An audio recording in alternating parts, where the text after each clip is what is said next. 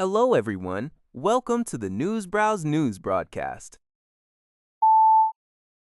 According to CNBC, artificial intelligence heavyweight OpenAI has confidentially filed for an initial public offering, IPO, with the Securities and Exchange Commission, SEC, valued at more than $850 billion. OpenAI is reportedly preparing for a public debut as early as the fourth quarter of this year. This move follows a confidential IPO filing by rival Anthropic and comes just days before Elon Musk's SpaceX is scheduled to begin public trading. Together, these companies could potentially represent three of the largest IPOs on record.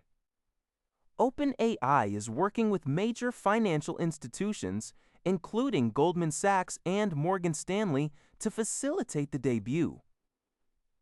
Additionally, OpenAI plans to arrange a tender offer allowing employees to sell shares at its latest valuation of $852 billion, easing short-term liquidity pressures.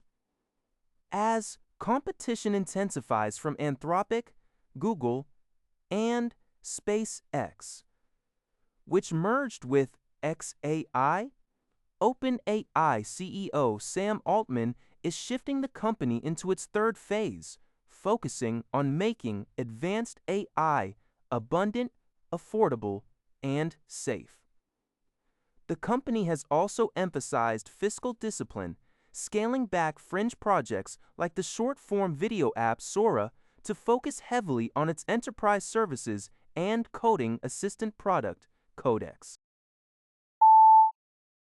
According to CNBC, Apple showcased its new artificial intelligence strategy at its Worldwide Developers Conference, WWDC, in Cupertino, California. A key highlight was a major redesign of Siri, which now supports natural back-and-forth conversations and complex multi-step tasks.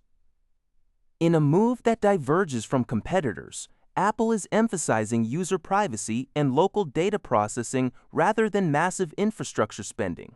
However, Apple confirmed for the first time that its most advanced cloud-based model, Apple Foundation Model AFM Cloud Pro, relies on technology from both Google and Nvidia. The model runs on Nvidia GPUs hosted in Google's cloud. To maintain its strict privacy guarantees, Apple worked with Google and Nvidia to utilize confidential computing technologies, preventing the host servers from accessing user data. Furthermore, Apple revealed that Google's Gemini Frontier models were used to refine Apple's custom AFM models, which are specifically optimized for Apple Silicon. This partnership highlights how Apple is leveraging established AI leaders to bolster its ecosystem while preserving its distinct commitment to user privacy. According to Al Jazeera, the European Union is planning to expand its sanctions against Russia by targeting 80 additional entities and individuals. EU Foreign Policy Chief Kaja Kallas announced the proposed measures following an informal meeting of EU defense ministers in Cyprus. The new listings will target Russia's military-industrial complex, human rights violators, and propagandists. Kallas stated that previous Western sanctions have already cost Moscow between 1.2 trillion DOs and 1.5 trillion DO, successfully weakening its war economy. In a significant shift, Hungary, under new Prime Minister Peter Magyar, has dropped its long-standing veto on a €6.6 billion fund meant to reimburse EU member states for weapons sent to Ukraine. Kallas proposed utilizing these funds for joint weapons procurement and direct military assistance. Despite Ukrainian President Volodymyr Zelensky's proposal for a face-to-face meeting with Russian President Vladimir Putin, Kallas noted that the time is not yet right for negotiations, emphasizing the need for strategic patience to push Russia into genuine talks.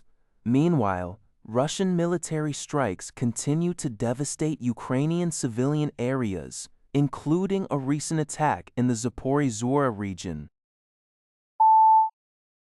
According to Al Jazeera, prosecutors in Rome have launched an investigation into Israel's far-right national security minister Itamar Ben-Gvir over the mistreatment of Italian activists. The nationals were detained last month when Israeli forces intercepted the global Summit Flotilla, a Gaza-bound aid convoy attempting to break the blockade in international waters off Cyprus. Italy is the second European nation to open a formal probe into the incident, following France's launch of a war crimes and torture investigation. The inquiry centers on a video Ben-Gvir posted online, in which he appeared to mock the bound and kneeling detainees. Activists have described their detention as highly violent, humiliating, and dehumanizing. In response to the probe, Ben-Gvir dismissed the accusations on social media, mockingly calling Italy the land of the flip-flop.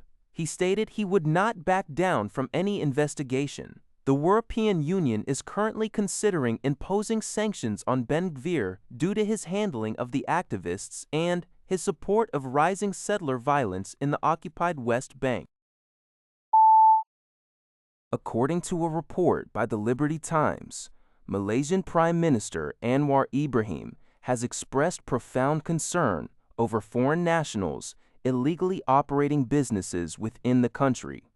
He specifically singled out individuals from China who utilize the convenience of tourist or student visas to set up and run unauthorized small-scale businesses, such as auto repair shops, air conditioning services, and cafes.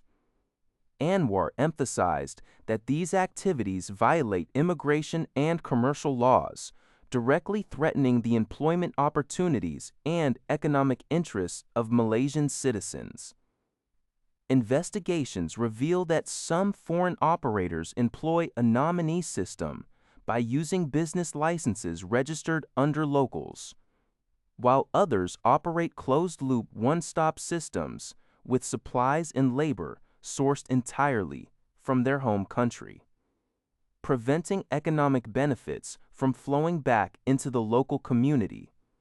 To curb this trend, Prime Minister Anwar has instructed ministries and law enforcement agencies to launch strict crackdowns on these illegal operations, as well as to investigate potential financial crimes like money laundering on e-commerce platforms.